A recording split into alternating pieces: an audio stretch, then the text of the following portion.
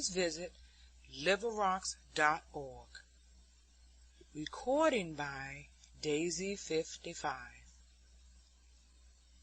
Autobiography of Theodore Roosevelt, Chapter 8. The New York Governorship, Part 1. In September 1898, the 1st Volunteer Cavalry, in company with most of the rest of the 5th Army Corps, was disembarked at Montauk Point. Shortly after it was disbanded, and a few days later, I was nominated for governor of New York by the Republican Party. Timothy L. Woodruff was nominated for lieutenant governor. He was my staunch friend throughout the term of our joint service. The previous year, the machine or stand-pat Republicans, who were under the domination of Senator Platt, had come to a complete break with the anti-machine elements over the New York majority.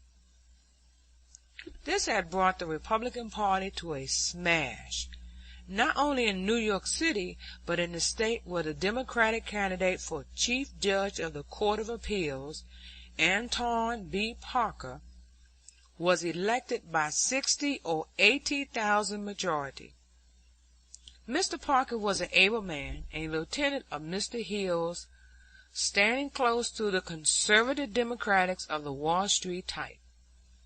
These conservative Democrats were planning how to wrestle the Democratic Party from the control of Mr. Byron.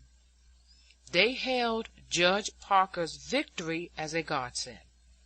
The judge at once loomed up as a presidential possibility and was carefully groomed for the position by the New York Democratic machine and its financial allies in the New York business world. The Republicans realized that the chances were very much against them. Accordingly, the leaders were in a chastened mood and ready to nominate any candidate with whom they thought there was a chance of winning. I was the only possibility, and accordingly, under pressure from certain of the leaders who recognized this fact and who responded to popular pressure, Senator Platt picked me for the nomination. He was entirely frank in the matter. He made no pretense that he liked me personally, but he deferred to the judgment of those who insisted that I was the only man who could be elected and that therefore I had to be nominated. Foremost among the leaders who pressed me on Mr. Platt, who pestered him about me, to use his own words, were Mr. Quigley, Mr. Odell, then state chairman of the Republic Organization and afterwards governor, and Mr. Hazel, now United States Judge.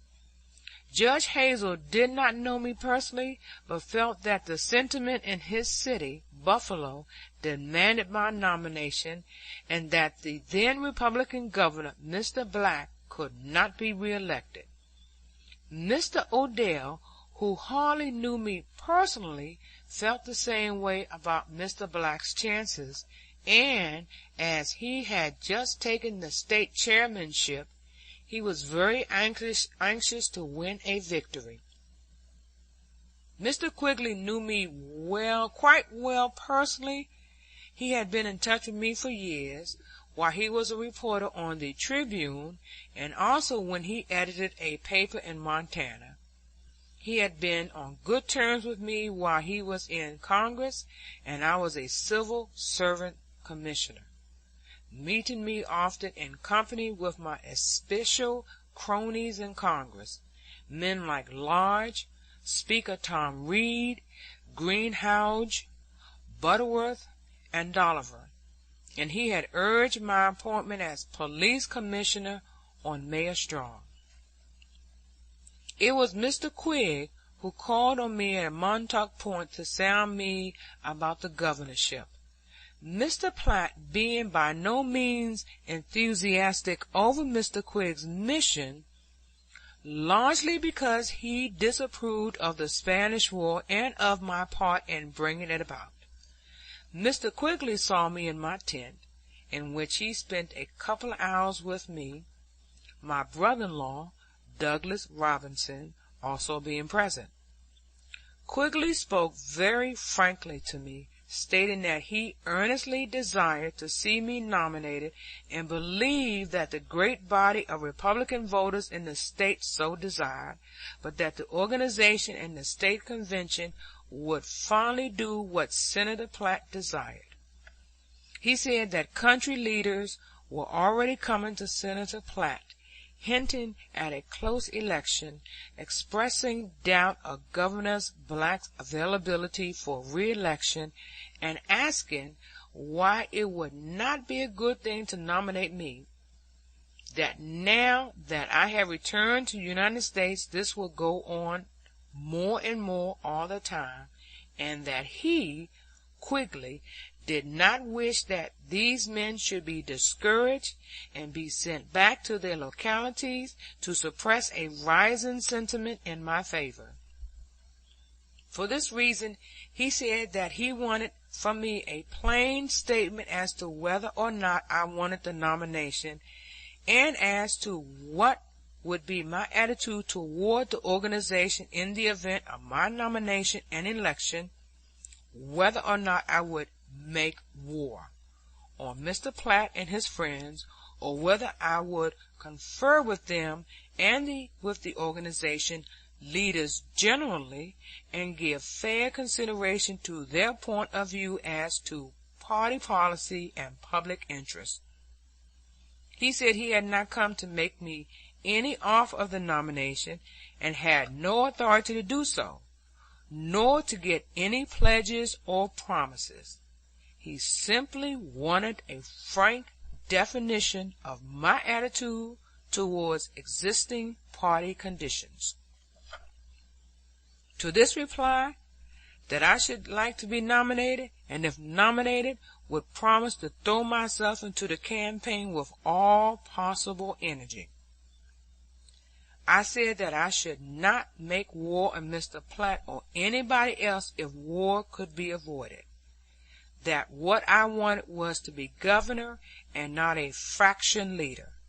That I certainly would confer with the organization men, as with everybody else who seemed to me to have knowledge of and interest in public affairs, and that as to Mr. Platt and the organization leaders, I would do so in the sincere hope that there might always result harmony of opinion and purpose, but that while I would try to get on well with the organization must with equal sincerity strive to do what I regarded as essential for the public good, and that in every case, after full consideration of what everybody had to say who might possess real knowledge of the matter, I should have to act finally as my own judgment and conscience dictated, and administer the state government as I thought it ought to be administered. Quigley said that this was precisely what he supposed I would say, that it was all anybody could expect, and that he would state it to Senator Platt precisely as I had put it to him, which he accordingly did, and throughout my term as governor, Quigley lived loyally up to our understanding. In a letter to me, Mr. Quigley states what I had forgotten, that I had told him to tell the senator that I would talk freely with him, and had no intention of becoming a fractional leader with a personal organization, yet that I must have direct personal relations with everybody, and get their views at first hand whenever I so desired, because I could not have one man speaking for all. After being nominated, I made a hard and aggressive campaign through the state. My opponent was a respectable man, a judge, behind whom stood Mr. Croker, the boss of Tammany Hall. My object was to make the people understand that it was Croker, and not the nominal candidate, who was my real opponent, that the choice lay between Crokerism and myself. Croker was a powerful and truculent man, the autocrat of his organization, and of a domineering nature. For his own reasons, he insisted upon Tammy's turning down an excellent Democratic judge who was a candidate for re-election. This gave me my chance. Under my attack, Croker, who was a stalwart, fighting man, and who would not take an attack timely, himself came to the front. I was able to fix the contest in the public mind as one between himself and myself, and against all probabilities, I won by the rather narrow margin of 18,000 plurality. As I have already said, there is a lunatic fringe to every reform movement. At least 9/10 of all the sincere reformers supported me, but the ultra-pacifists, the so-called anti-imperialists, or anti-militarists, or peace-at-any-price men, preferred Croker to me. And another knot of extremists who had at first ardently insisted that I must be forced on Platt, as soon as Platt supported me themselves, opposed me because he supported me. After election, John Hay wrote me as follows: "While you are governor, I believe the party can be made solid as never before. You have already shown that a man may be absolutely honest and yet practical, a reformer by instinct and a wise politician, a brave, bold, and uncompromising, and yet not a wild ass of the desert.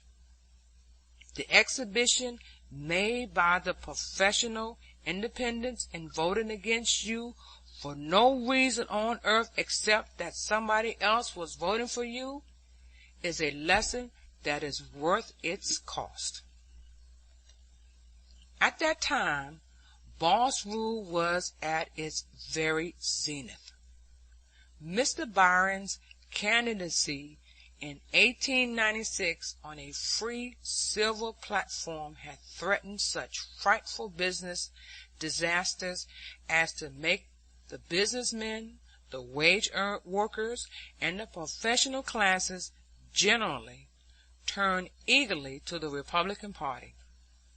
East of the Mississippi, the Republican vote for Mr. McKinley was larger by far than it had been for Abraham Lincoln in the days when the life of the nation was at stake. Mr. Bryan championed many sorely needed reforms in the interest of the plain people, but many of his platform proposals, economic and otherwise, were of such a character that to have put them into practice would have meant to plunge all our people into conditions far worse than any of those for which he sought a remedy. The free silver advocates included sincere and upright men who were able to make a strong case for their positions, but with them and dominating them were all the believers in the complete or partial repudiation of national, state, and private debts, and not only the businessmen but the working men grew to feel that under these circumstances too heavy a price could not be paid to avert the Democratic triumph. The fear of Mr. Bryan threw almost all the leading men of all classes into the arms of whoever opposed him. The Republican bosses, who were already very powerful and who were already in fairly close alliance with the privileged interests, now found everything working to their advantage. Good and high-minded men of conservative temperament in their panic played into the hands of the ultra-reactionaries of business and politics. The alliance between the two kinds of privilege, political and financial, was closely cemented, and wherever there was any attempt to break it up, the cry was at once raised that this merely represented another phase of the assault on national honesty and individual and mercantile integrity. As so often happens, the excess and threats of an unwise and extreme radicalism had resulted in immensely strengthening the position of the beneficiaries of reaction. This was the era when the Standard Oil Company achieved a mastery of Pennsylvania politics so far-reaching and so corrupt that it is difficult to describe it without seeming to exaggerate. In New York State, United States Senator Platt was the absolute boss of the Republican Party. Big business was back of him.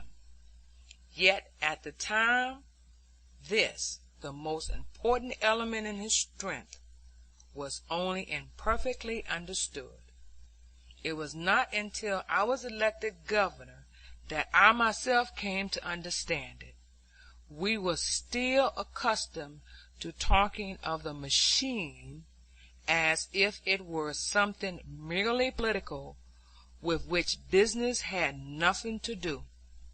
Senator Platt did not use his political position to advance his private fortunes, therein differing absolutely from many other political bosses. He lived in hotels and had few extravagant tastes. Indeed, I could not find that he had any taste at all except for politics, and on rare occasions for a very dry theological, wholly divorced from moral implications. But big business men contributed to him large sum of moneys, which enabled him to keep his grip on the machine, and secured for them the help of the machine if they were threatened with adverse legislation. The contributions given in the guise of contributions for campaign purposes, of money for the good of the party. When the money was contributed, there was rarely talk of special favors in return. Each nation has its own pet sins to which it is merciful, and also sins which it treats as almost abhor. In America, we are particularly sensitive about big money contributions for which the donors expect any reward. In England, where in some ways the standard is higher than here, such contributions are accepted as a matter of course, nay, as one of the methods by which wealthy men obtain pedigrees. It would be well nigh an impossibility for a man to secure a seat in the United States Senate by mere campaign contributions, in the way that seats in the British House of Lords have often been secured without any scandal being caused thereby. It was simply put into Mr. Platt's hands and treated by him as in the campaign chest. Then he distributed in the districts where it was most needed by the candidates and organization leaders. Ordinarily, no pledge was required from the latter to the bosses, any more than it was required by the business men from Mr. Platt or his lieutenants. No pledge was needed. It was all a gentleman's understanding, as the senator once said to me, if a man's character was such that it was necessary to get a promise from him, it was clear proof that his character was such that the promise would not be worth anything after it was made. It must not be forgotten that some of the worst practices of the machine in dealings of this kind represented merely virtues in the wrong place, virtues wrenched out of proper relation to their surroundings. A man in doubtful district might win only because of the help Mr. Platt gave him. He might be a decent young fellow without money enough to finance his own campaign, who was able to finance it only because Platt of his own accord found out or was apprised of his need and advanced the money. Such a man felt grateful, and because of his good qualities, joined with the purely sordid and corrupt healers and crooked politicians to become part of the Platt machine. In his turn, Mr. Platt was recognized by the businessmen, the big contributors, as an honorable man, not only a man of his word, but a man who, whenever he received a favor, could be trusted to do his best to repay it on any occasion that arose. I believe that usually the contributors and the recipient sincerely felt that the transactions were proper and subserved the cause of good politics and good business. And, indeed, as regards the major part of the contributions, it is probable that this was the fact, and that the only criticism that could properly be made about the contributions was that they were not made with publicity. And at that time neither the parties nor the public had any realization that publicity was necessary, or any adequate understanding of the dangers of the invisible empire, which throve by what was done in secrecy. Many, probably most, of the contributors of this type never wished anything personal in exchange for the contribution, and made them with sincere patriotism, desiring in return only that the government should be conducted on a proper basis. Unfortunately, it was, in practice, exceedingly difficult to distinguish these men from the others who contributed big sums to the various party bosses with the expectations of gaining concrete and personal advantages in which the bosses shared at the expense of the general public. It was very hard to draw the line between these two types of contributions.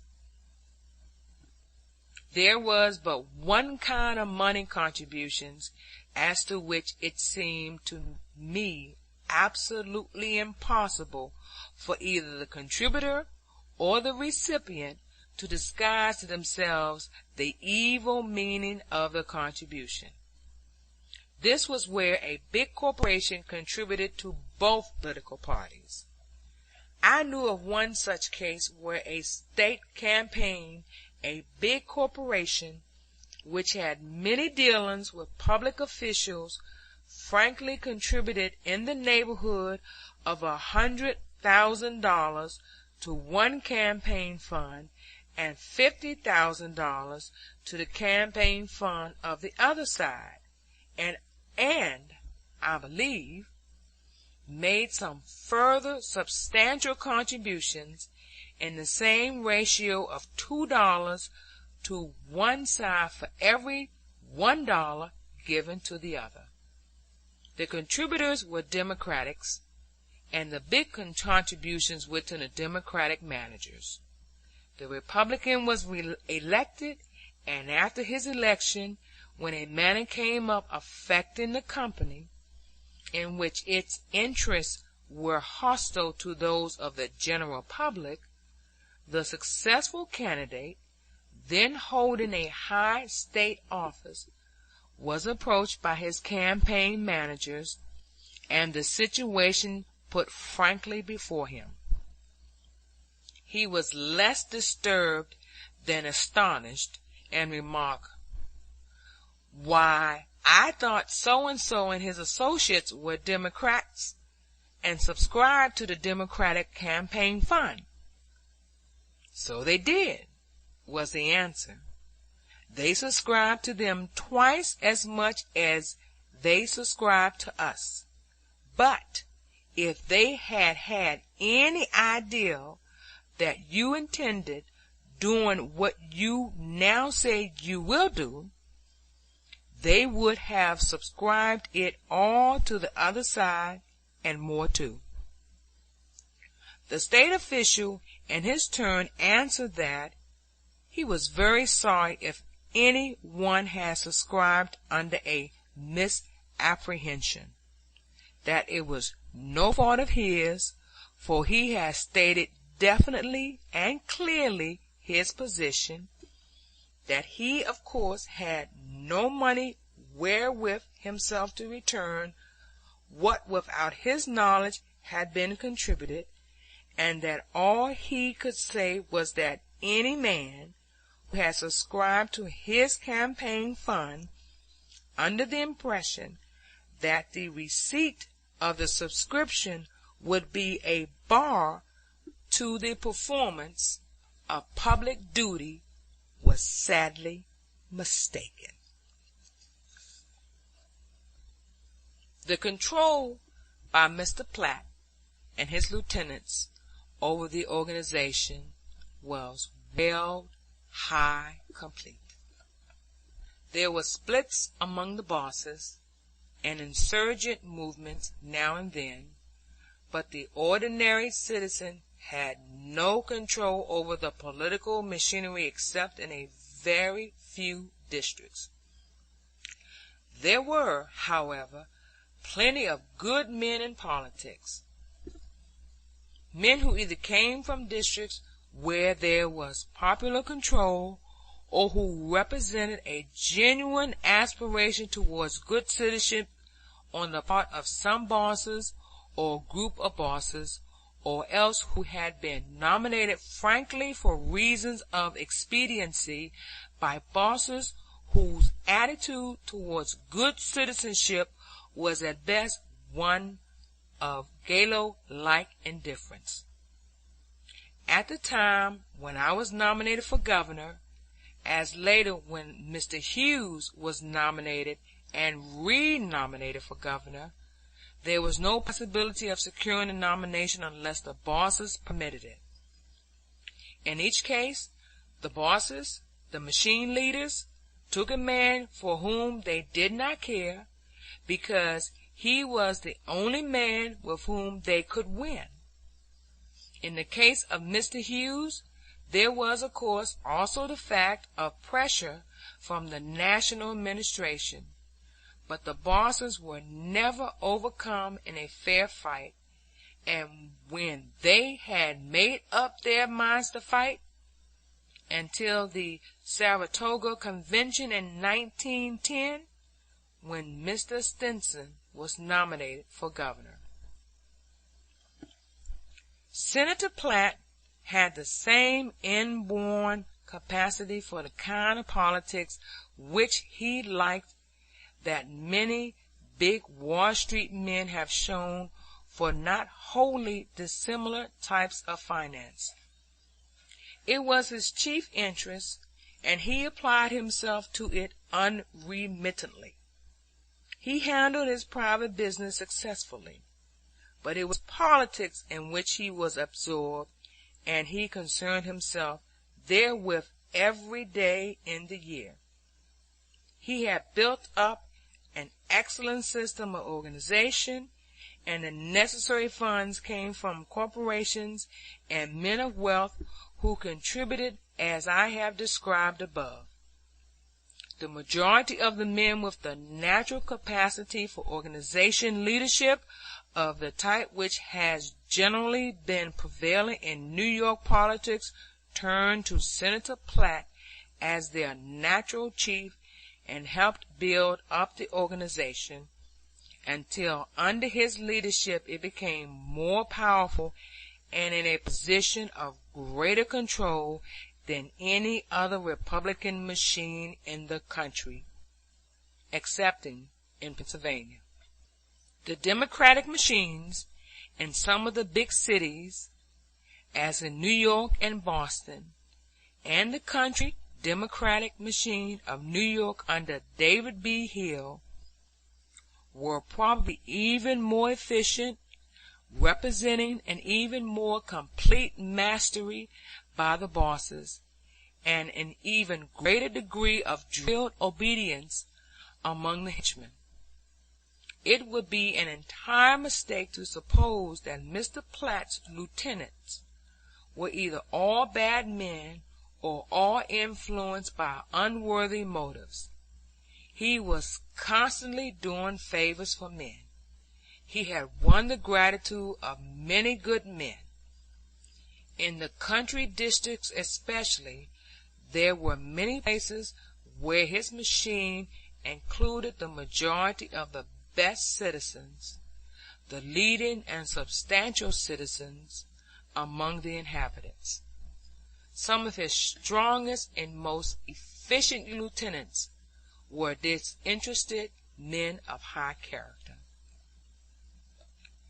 There had always been a good deal of opposition to Mr. Platt and the machine, but the leadership of this opposition was apt to be found only among those whom Abraham Lincoln called the silk stockings, and much of it excited almost as much diversion among the plain people as the machine itself excited anger or dislike. Very many of Mr. Platt's opponents really disliked him and his methods, for aesthetic rather than for moral reasons, and the bulk of the people half-consciously felt this and refused to submit to their leadership. The men who opposed him in this manner were good citizens according to their lights, prominent in the social clubs and philanthropic circles, men of means and often men of business standing. They disliked coarse and vulgar politicians, and they sincerely reprobated all the shortcomings that were recognized by and were offensive to people of their own caste. They had not the slightest understanding of the needs, interests, ways of thought, and convictions of the average small man, and the small man felt this, although he could not express it, and sensed that they were really not concerned with his welfare, and that they did not offer him anything materially better from his point of view than the machine. When reformers of this type attempted to oppose Mr. Platt, they usually put up either some rather inefficient, well-meaning person who bathed every day and didn't steal, but whose only good point was respectability, and who knew nothing of the great fundamental questions looming before us. Or else they put up some big business man or corporation lawyer who was wedded to the gross wrong and injustice of our economic system, and who neither by personality nor by program gave the ordinary plain people any belief that there was a promise of vital good to them in the change. The correctness of their view was proved by the fact that as soon as fundamental economic and social reforms were at stake, the aesthetic, as distinguished from the genuinely moral, reformers, for the most part, sided with the bosses against the people. End of chapter 8, part 1. Recording by Daisy 55.